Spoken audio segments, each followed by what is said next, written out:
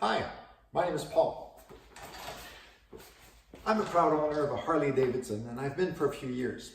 And within those few years, I've discovered quite a few interesting things about these motorcycles, and I want to share them with you. So let's get on with today's topic.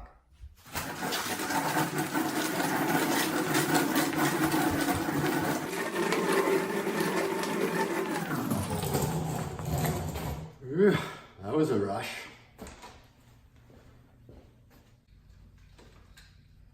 So today's topic is ride height. How do I get myself on a Harley Davidson? And sometimes it's just a little too high. So if you've owned a Harley and you feel that you're just too short for the bike, you've looked at different options. And there's numerous options out there. And at one point you start getting a little confused of what would be the best option to resolve this problem. So if you're facing this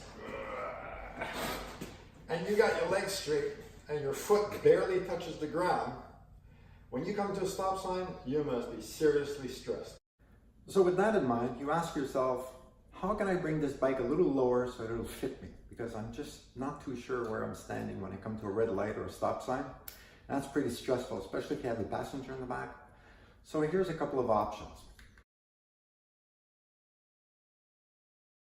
So one of the things that you've probably looked at is the idea of changing your seat. It's a great option.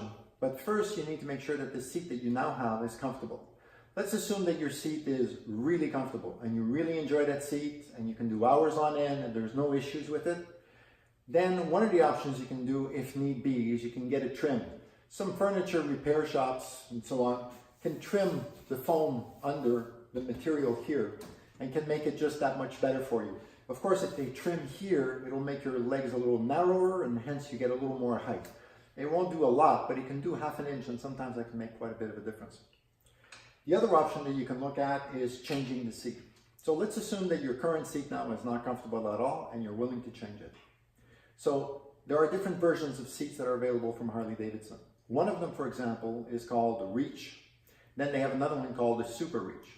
The difference is, of course, it's the seat pan that you probably have on your bike, but the difference is there's less foam on it. Hence, it's less comfortable. So if you go from the regular seat to a Reach seat, you'll find it probably a little bit firmer, but it'll bring you down, and it's also narrower here, and it'll also move you up closer to your handlebar. It's a whole different feeling, to try one of these seats, because what happens is it moves you forward, your legs are narrower, you've got your feet more firmer on the ground. So for a lot of people, it makes a difference. For me, I purchased one. It's what I call an hour and a half seat. After an hour and a half of riding, it's not too great. So I can only imagine that the Super Reach, which by the way brings you even further forward, a little narrower again here, a little less foam there, and maybe a little less comfortable. So I haven't tried it. I'll let you try it if you want, but that would be called the Super Reach. So after I tried this, and the comfort wasn't there, and I was doing some long rides, I decided that I'd try something different. So I went for something slightly different. This one is called the Sundowner. So it's still, again, a Harley seat. So you basically have your original seat that exists, and in the comfort zones, you can get the original, then you can get the Sundowner, then they have the hammock seat, and then they have the Zeppelin.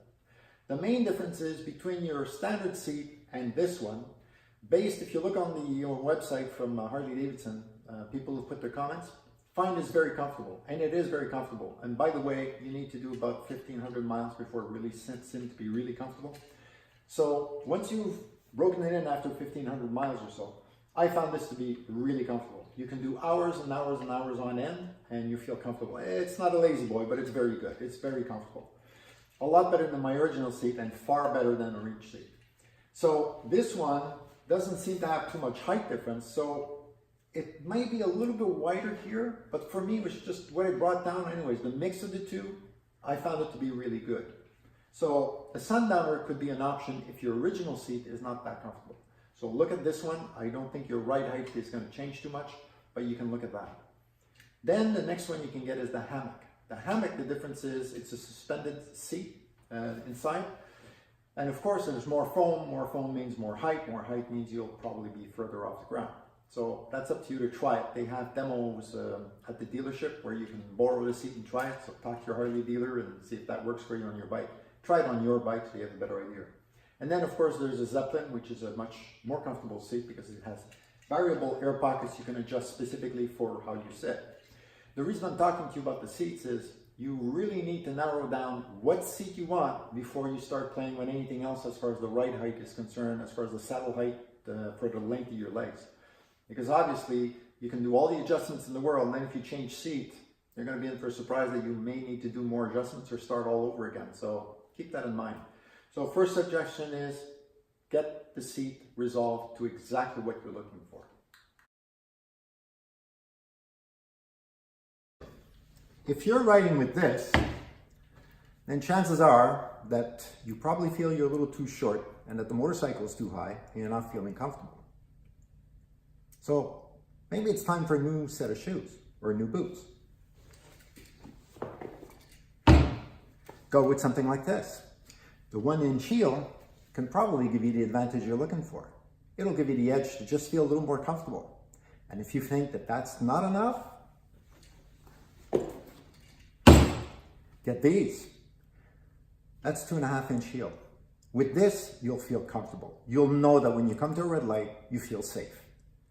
And if you're worried about when you're traveling and going to shows or bike expos or whatever, then just bring some running shoes and put them in the saddlebag. And then when you get there, just trade them off.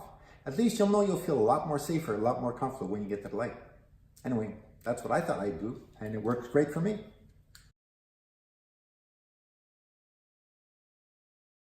These are called LA Chopper lowering blocks. LA Chopper is the one who offers them. And what these do is they'll bring down your bike about, say, about an inch or so, an inch and a quarter. Just the rear suspension, of course. So let me show you where it goes.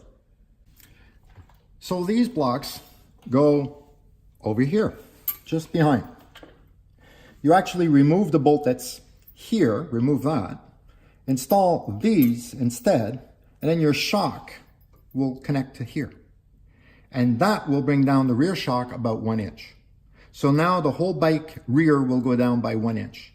You won't lose any travel comfort of your suspension, but it will bring down the suspension 1 more inch. So if you think about it and you say to yourself, well, the boots will give me 1 inch or 1.5 inch to what I'm used to, and I'll get another inch out of these, now you're down 2 inches. That can be quite a world of a difference. Air knot rear suspension. It's a pneumatic or air rear suspension. You control it through the buttons that are here, right about here. You can raise or lower the suspension. And what that will do is it'll create these shocks to be able to go up and down to the level that you want them the most comfortable. So now, notice how my feet are high. At a push of a button, the whole suspension in the rear is going to drop. It'll drop down as low as I want. So look at my feet now. Whoop, now I'm firm. Now I keep going. My knee's bending. Even further, even further, even further. Now I'm at the lowest. I mean, it doesn't get better than this. So I've got the 1-inch heel.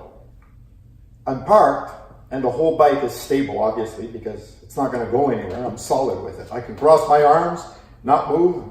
The bike won't go anywhere. No danger. On the other hand, I can bring it up when I'm ready to go.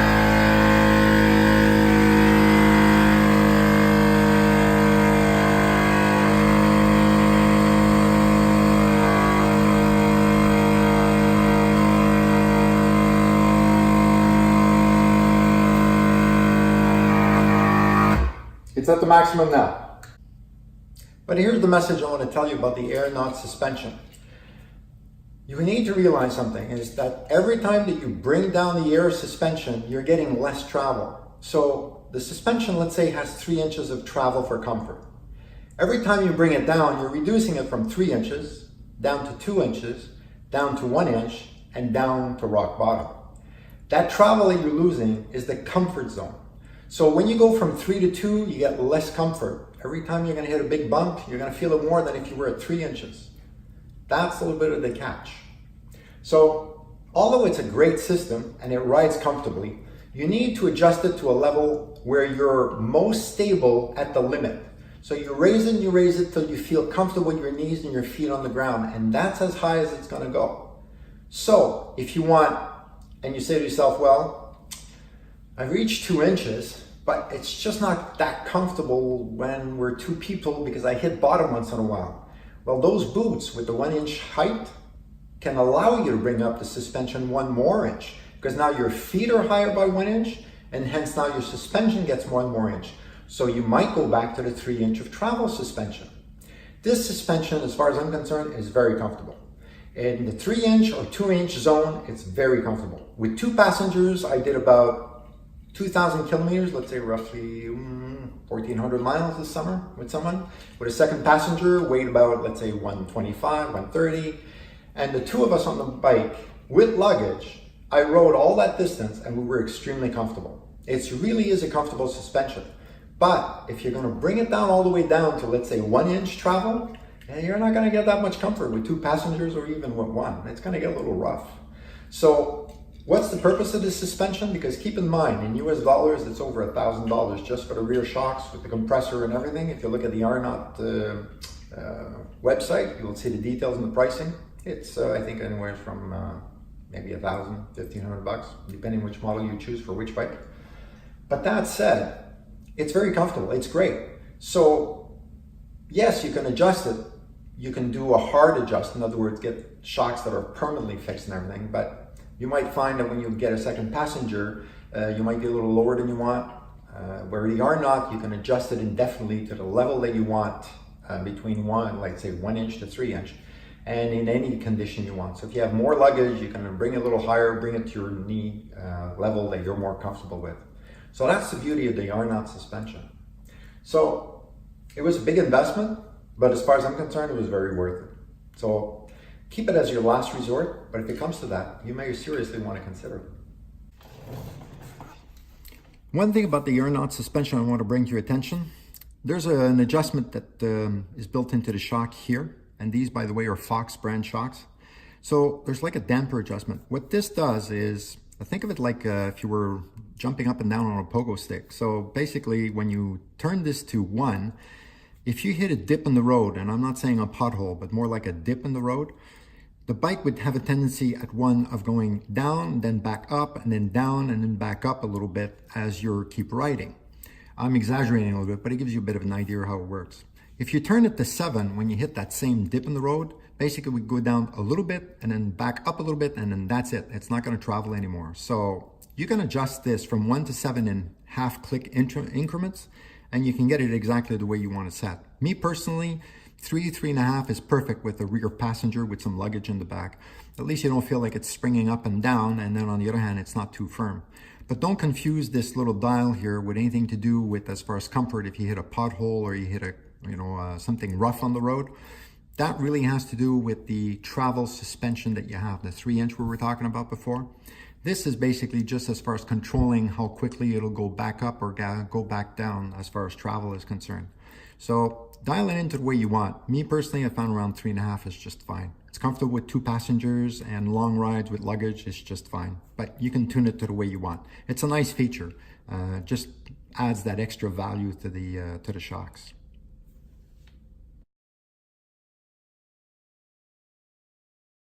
As you can see here, my feet is barely touching the ground. Sitting on the bike, my 2 feet basically aren't touching the ground. Very close. So what you want to achieve now is you want to figure out how much do I need to compensate. Here's one idea. Use a simple 2x4 under your feet and see if that makes a world of a difference to you. If that's just enough for you to be comfortable and feel secure and feel well balanced on the bike, then you know that that's what you need. You need 1.5 inches to be compensated to be sitting properly. And here's the extra 1.5 inches. So now by using the 2.5 inch heels, I have the perfect height in this instance. If that's not enough, then add the piece of wood again and see if that helps. If now you're really comfortable, you know you still need to compensate somewhere on the bike for about 1.5 inches. May it be the lowering blocks from LA Chopper or the Arnott suspension. That's your next option. So that's pretty well the message I wanted to give you today about ride height on a Harley Davidson. This just, for those who are wondering, it's a FLH TCU 2010. And yeah, it's got a lot of accessories, a lot of chrome on it.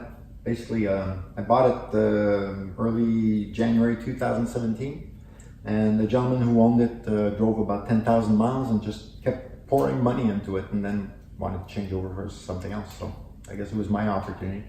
So I jumped on it and really enjoyed this bike so far. Just beautiful. So did around another, I'd say 15,000 miles this summer with it. Truly enjoyed it. Went to the Milwaukee 115 with it. Super. So I had a lot of luggage. I was alone. I was with another rider, but basically it was just the rider on the bike was me. And had a great time with it. So it certainly is a looker. And like I said, you know, getting control of your feet on the ground firmly at a red light makes a world of a difference, really. It's not just a question of safety, but it's also a question of confidence. So although it is big, and keep in mind this weighs about 1,000 pounds, as you get close to an intersection, you don't stress anymore. You don't worry about the car coming at the intersection. You stop and you're comfortable and you put your feet on the ground. So finding the right recipe for you is the secret. As I said, I would start with the boots. That would be the first thing. Make sure that you get the boots. The 1-inch heel, you'll be amazed at the difference it'll do.